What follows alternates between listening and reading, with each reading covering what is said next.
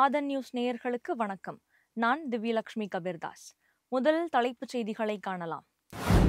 Tungsten திட்டம் ரத்தானதையொட்டி அரசுக்கு அரிட்டாப்பட்டி மக்கள் நடத்தும் பாராட்டு விழா. மக்களின் அன்பை ஏற்க விழாவுக்கு செல்வதாக முதலமைச்சர் ஸ்டாலின் நெகிழ்ச்சி பதிவு. குடியரசு தினத்தையொட்டி தமிழக ஆளுநர் அளிக்கும் தேநீர் விருந்தை தமிழக அரசு புறக்கணிப்பு. முதலமைச்சர் மற்றும் அமைச்சர்கள் யாரும் பங்கேற்க மாட்டார்கள் என அறிவிப்பு. கச்சத்தீவு தொடர்பான உண்மை வரலாறு தெரியாமல் பேசுகிறார் பாஜக தலைவர் அண்ணாமலை. காங்கிரஸ் தலைவர் செல்வ பெருந்தகை குற்றச்சாட்டு. வேங்கை வயல் பிரச்சனையில் சிபிசிஐடி விசாரணை ஏமாற்றம் அளிக்கிறது. தமிழக காவல்துறை மீது நம்பிக்கை இல்லை என விசிக தலைவர் திருமாவளவன் பகிரங்க புகார். வேங்கை வயல் விவகாரத்தில் இவ்வளவு காலதாமதம் ஏன்? இனிமேலாவது காவல்துறை விரைந்து செயல்பட வேண்டும் என நடிகர் பார்த்திபன் வலியுறுத்தல். மெல்பர்னில் நடைபெறும் ஆஸ்திரேலிய ஓபன் டென்னிஸ் மகளிர் ஒற்றையர் பிரிவில் முதல் முறையாக பட்டம் வென்றார் அமெரிக்காவின் மேடிசன் கீஸ்.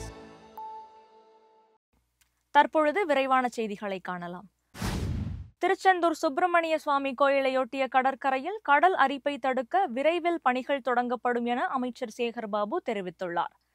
சென்னையில் செய்தியாளர்களிடம் பேசிய அவர், திருச்செந்தூர் கடற்கரையில் ஏற்பட்டுள்ள அரிப்பை தடுப்பது குறித்து சென்னை ஐஐடி, நபார்ட், மீன்வளத்துறை உள்ளிட்ட அமைப்புகள் ஆய்வு செய்ததாக தெரிவித்தார். கடல் அரிப்பை தடுக்க 5 அமைப்புகள் அறிக்கை தாக்கல் செய்துள்ள நிலையில் 3 அறிக்கைகள் ஒத்துப்போகின்றன என்றும் 2 அமைப்புகளின் அறிக்கைகள் மாறுபடுகின்றன என்றும் அவர் கூறினார். இது குறித்து முதலமைச்சரின் கவனத்துக்கு கொண்டு செல்லப்பட்டு கடல் அரிப்பை தடுக்க விரைவில் பணிகள் தொடங்கப்படும் என அமைச்சர் சேகர்பாபு தெரிவித்தார். பசுவின் கோமியம் குறித்து சிலர் பெருமை பேசும்போது தமிழர்களாகிய நாம் இரும்பின் தொன்மையை பேசி வருகிறோம் என பள்ளிக்கல்வித்துறை அமைச்சர் அன்பில் மகேஷ் தெரிவித்துள்ளார். திருச்சியில் திருக்குறள் உலகநூல் உலக சாதனை மாநாட்டை தொடங்கி வைத்த அவர், கன்னியாகுமரியில் திருவள்ளுவர் சிலை நிறுவப்பட்டதன் வெள்ளி விழாவை முன்னிட்டு திருக்குறள் கதை போட்டியில் வெற்றி பெற்ற மாணவர்களுக்கு பரிசு வழங்கினார். பின்னர் விழாவில் பேசிய அவர், காலை வேளையில் சிலர் மந்திரம் ஓதிக்கொண்டிருக்கும் போது நாம் குறள் ஓதுகின்றோம் என்றும், சிலர் கோமியத்தின் பெருமையை பேசும்போது தமிழர்களாகிய நாம் இரும்பின் தொன்மையை பேசி வருகிறோம் என்றும் நெகிழ்ச்சியுடன் குறிப்பிட்டார். வேங்கை வயல் விவகாரத்தில் இவ்வளவு காலதாமதம் ஏன் என நடிகர் பார்த்திபன் கேள்வி எழுப்பியுள்ளார்.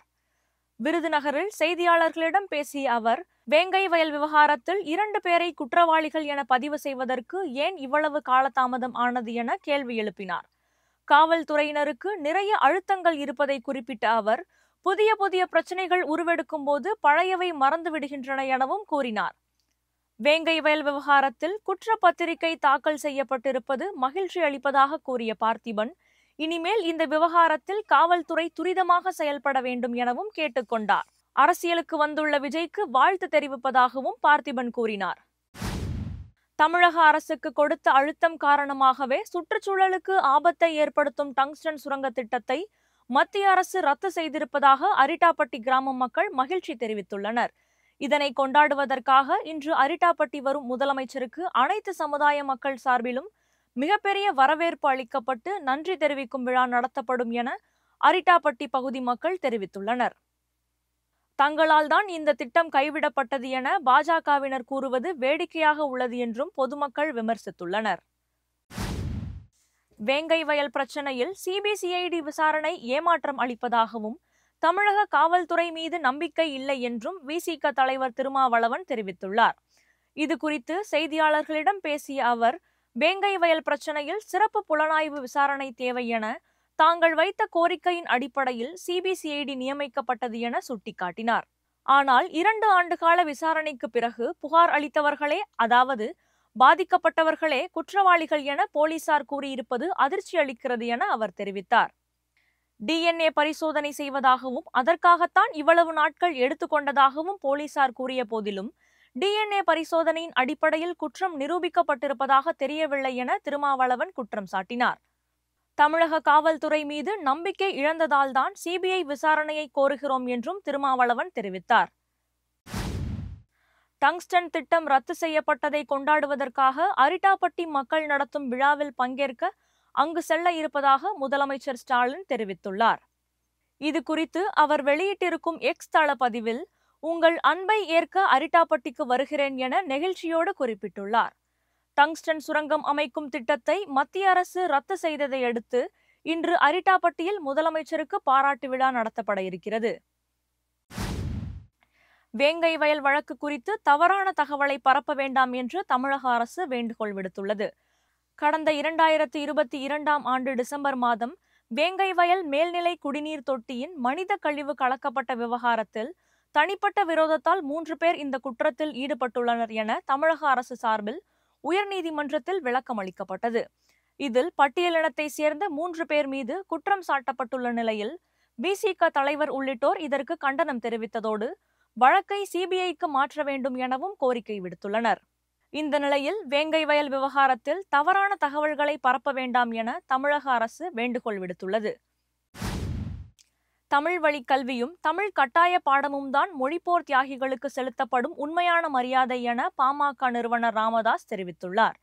இது குறித்து அவர் வெளியிட்டுள்ள அறிக்கையில், எந்த நோக்கத்திற்காக மொழிப்போர் தியாகிகள் போராடினார்களோ அதற்கு எதிரான திசையில் ஆட்சியாளர்கள் பயணிப்பதும் அன்னை தமிழை அவமதிப்பதும் மொழிப்போர் தியாகிகளுக்கு இழைக்கப்படும் துரோகமாகும் என குறிப்பிட்டுள்ளார். உலகிலேயே தமிழ்நாட்டில் மட்டும்தான் தாய்மொழியை படிக்காமல் பட்டம் பெற முடியும் என்ற அவல நிலை நிலவுகிறது என சுட்டிக்காட்டிய அவர், இந்த நிலையை மாற்ற தமிழ் கட்டாய பாடச்சட்டத்தை முழுமையாக செயல்படுத்தினாலே போதுமானது என்று தெரிவித்துள்ளார். அன்னை தமிழ் மீது ஆட்சியாளர்களுக்கு உண்மையாகவே மரியாதை இருந்தால் தமிழை கட்டாய பாடமாகவும் பயிற்று மொழியாகவும் மாற்ற நடவடிக்கை எடுக்க வேண்டும் என ராமதாஸ் வலியுறுத்தியுள்ளார். அனைத்து கடைகளின் பெயர் பலகையிலும் அன்னை தமிழ் ஆட்சி செய்வதை உறுதி செய்ய வேண்டும் எனவும் ராமதாஸ் கோரிக்கை விடுத்துள்ளார். சென்னையில் புதுப்பிக்கப்பட்ட மொழிப்போர் போராட்ட தியாகிகள் தாளமுத்து, நடராசன் நினைவிடத்தில் மதிமுக பொதுச் செயலாளர் வைகோ மலர்தூவி மரியாதை செலுத்தினார். மொழிப்போர் தியாகிகள் தினத்தை முன்னிட்டு மூலக்கொத்தளத்தில் மறுமலர்ச்சி திராவிட முன்னேற்ற கழகத்தின் சார்பில் பேரணி நடைபெற்றது. மதிமுக பொதுச் செயலாளர் வைகோ தலைமையில் நடைபெற்ற இந்த நிகழ்ச்சியில் கட்சியின் மாவட்ட செயலாளர்கள், மாவட்ட பகுதி கழக நிர்வாகிகள் என ஆயிரக்கணக்கானோர் கலந்து கொண்டனர். இதனைத் தொடர்ந்து பேசிய வைகோ, பொலிவிழந்து காணப்பட்ட தாளமுத்து நடராசன் நினைவிடம் மதிமுக முயற்சியில் மணிமண்டபமாக மாற்றப்பட்டது என கூறினார். திராவிட இயக்கத்தை காக்கும் வகையில் மதிமுக திமுகவுடன் இணைந்து தமிழர்களுக்காக தொடர்ந்து பணியாற்றும் என்று வைகோ உறுதியளித்தார். குடியரசு தினத்தன்று ஆளுநர் RN ரவி வழங்கும் தேநீர் விருந்தை புறக்கணிப்பதாக தமிழக அரசு அறிவித்துள்ளது. குடியரசு தினமான இன்று மரபுப்படி கிண்டி ஆளுநர் மாளிகையில் அரசியல் கட்சி தலைவர்களுக்கு ஆளுநர் தேநீர் விருந்தளிக்கிறார். இதற்காக ஒவ்வொரு கட்சிகளுக்கும் அழைப்பு விடுக்கப்பட்டது. இந்த தேநீர் விருந்து நிகழ்ச்சியை புறக்கணிப்பதாக தமிழக அரசு அறிவித்துள்ளது. முதலமைச்சர், அமைச்சர்கள் என யாரும் இதில் கலந்து கொள்ள மாட்டார்கள் என அறிவிக்கப்பட்டுள்ளது. அரசுக்கு எதிராக ஆளுநர் RN ரவியின் தொடர்ச்சியான எதிர்மறை செயல்பாடு காரணமாக தமிழக அரசு சார்பில் இந்த முடிவு எடுக்கப்பட்டுள்ளதாக தகவல்கள் வெளியாகியிருக்கின்றன. தமிழக மக்களுக்கும் தமிழக அரசுக்கும் விரோதமாக ஆளுநர் செயல்படுவதாக கூறி காங்கிரஸ், கம்யூனிஸ்ட், விடுதலை சிறுத்தைகள் போன்ற கட்சிகள் தேநீர் விருந்து நிகழ்ச்சியை புறக்கணிப்பதாக ஏற்கனவே அறிவித்துள்ளன. மொழிப்போர் தியாகிகள் வீர வணக்க நாளையொட்டி மதுரையில் அதிமுகவினர் தமிழன்னை சிலைக்கு மாலை அணிவித்து மரியாதை செலுத்தினர். தமுக்கம் மைதானத்தில் முன்னாள் அமைச்சர் செல்லூர் ராஜு தலைமையில் திரண்ட அக்கட்சியினர் தமிழன்னை சிலைக்கு மாலை அணிவித்து உறுதிமொழி எடுத்துக் கொண்டனர். அதன் பிறகு செய்தியாளர்களுக்கு பேட்டியளித்த செல்லூர் ராஜு, தந்தை பெரியாரை இழிவாக பேசிய சீமானை திமுக அரசு கைது செய்து சிறையில் அடைத்திருக்க வேண்டும் என குறிப்பிட்டார். மேலூர் பகுதியில் டங்ஸ்டன் சுரங்க திட்டம் வரக்கூடாது என அதிமுக பொதுச் செயலாளர் எடப்பாடி பழனிசாமி தான் போராடினார் என்றும் தெரிவித்தார். ICC வெளியிட்டுள்ள 2024ஆம் ஆண்டின் சிறந்த ஆடவர் T20 கிரிக்கெட் அணியின் 4 இந்திய வீரர்கள் இடம் பிடித்துள்ளனர்.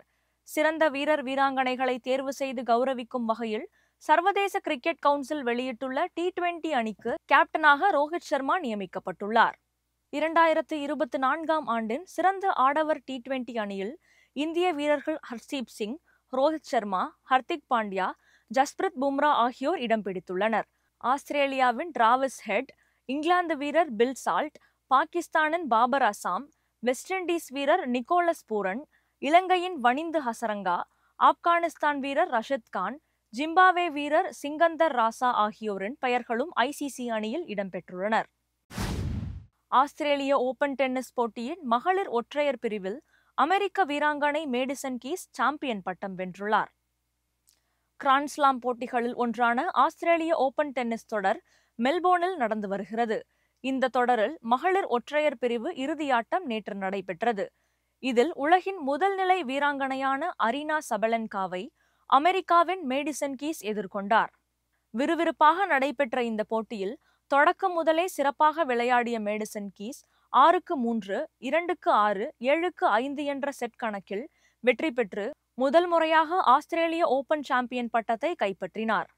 இத்துடன் இந்த செய்தி அறிக்கை நிறைவடைகிறது. வணக்கம்.